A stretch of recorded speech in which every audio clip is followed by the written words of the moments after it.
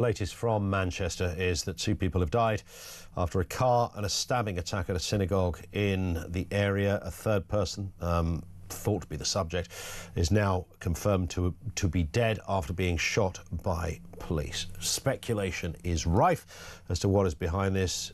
Let's get a word for Dr Paul Stott, Head of Security and Extremism at the Policy Exchange. Paul, good afternoon to you. Good afternoon, Ian. Naturally, I mean, look, there is a school of thought. I know you have to be careful with journalism, saying things before it's fully confirmed.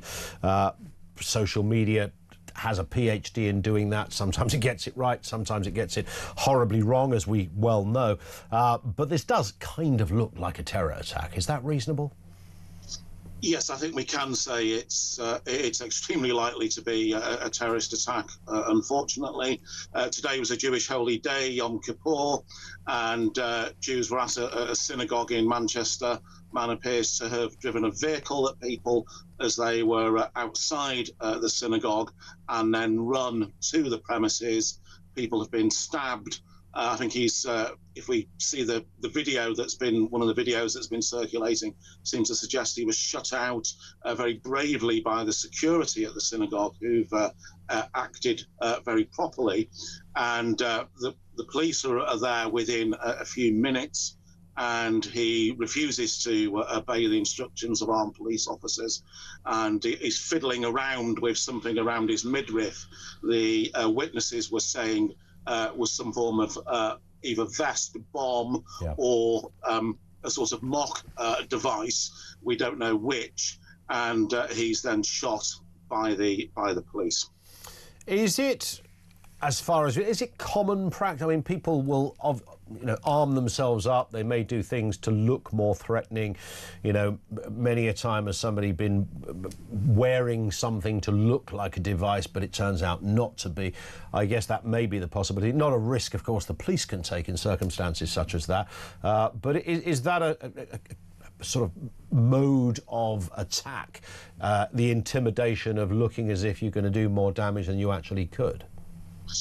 Yes, it's obviously designed, at least in part, to deter any bystanders or others from coming too close. But it's something we've seen in past terrorist attacks, both overseas and in this country. If you think back to the London Bridge terrorist attack, 2017, and also the Fishmongers Hall attack. And indeed, I think in at least one incident in prison, people have worn these types of mock suicide vests in order to intimidate and in order potentially to convince people that they actually have a viable explosive device, not to get too close to them. So I'm afraid it is something we've seen previously. Yeah, and in terms of what happened here today, we know that 2 people are dead. I think the assumption at the moment is this would have been perhaps from being hit by a car, but there could be, it may well be that somebody was stabbed. We're not absolutely sure of that detail. It is a little sketchy. But there are also 3 people who are in a very serious condition as well. So this story is sadly not over.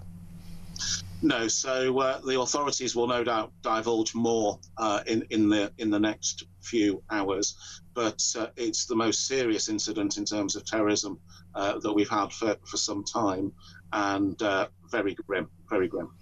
And the usual, I suppose there is a protocol here, that the police have been criticised in the past for not releasing enough information. I've never quite realised, worked out, what is the, is there a kind of a default obvious way to respond to these things? People want information. They want to know about the attacker. They want to know who that person was, who they might have represented, their ethnic background, etc.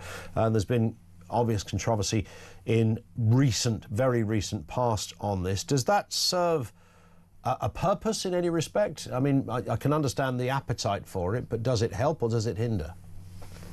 Well, I think it can potentially hinder because, of course, the police have got a live investigation ongoing now, and that's going to be their first priority. That that there may well be others to focus on in the Greater Manchester area, and that will be, as well as reassuring the community, their priority.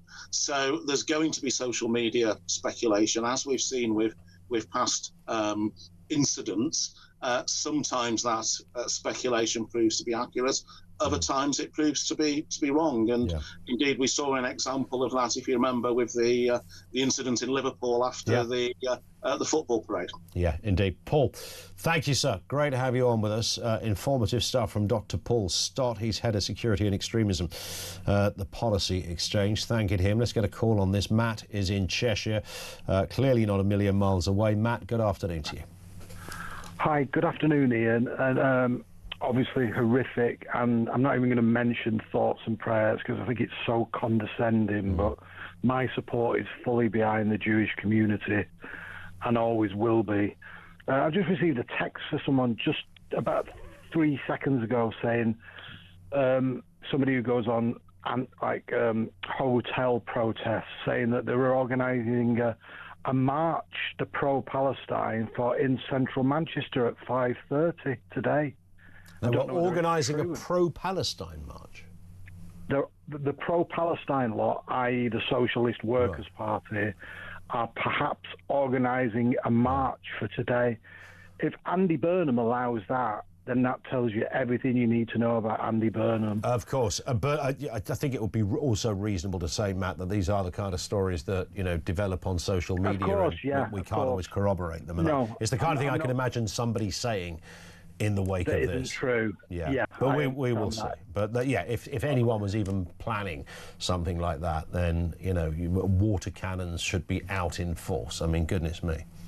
Well, my main point, my original point was, anybody that knows anything about Manchester Council and what it's become in the centre in the last year, especially since October the 7th, knows that the council, the Labour Council, embolden and more or less encourage Islamists and anti-Semites to freely share their views in the middle of. Well, they love it. You know, they work on the basis that Israel is the perpetual enemy, despite the fact that it's an ally and has been forever, and it's akin in terms of values and the like to the Western world.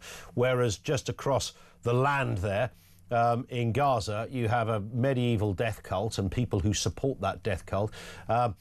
The very antitheses of everything we stand for, and for some bizarre reason, I've never really been able to work it out, Matt, that appears to be an area that people on the left are more comfortable gravitating towards. I can't fathom it for love nor money, never have been able to.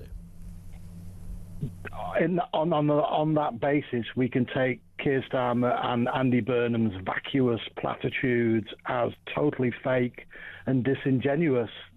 They embolden people to be like this. They allow these horrific people. But let's face it, if there were 10,000 white men in the middle of Manchester with skinheads marching up and down, threatening people, they would be gone within minutes. The police would attack them. Like you say, there would be water cannons. But because it's Muslims, because it's pro-Palestine, because it's anti-Jewish, it's almost like, oh, this adds to the colour of the city centre. It kind of get, you know, and even notwithstanding my, you know, absolute evangelical relationship with free speech and protest, I get that. But there is a bit of me that I'm supremely uncomfortable with some of those marches and some of the things that were written on signs and things that people were saying. But also, let's not forget the root of it all, the idea that we're in a country where people are perfectly relaxed about propping up I know they say it's not about Hamas, it's about the Palestinian people. I have some sympathy, obviously, I think most people do, with that element of the argument. I'm not absolutely convinced that is the central part of their argument. And when you have Hamas essentially thanking the British Prime Minister for recognition, you realise where we're at. And I can't, you know, separate those two events from the kind of things we've seen and perhaps linked in some respect to what we saw today. We will wait and see. Matt, great words from you as ever. Thank you, Matt in Cheshire.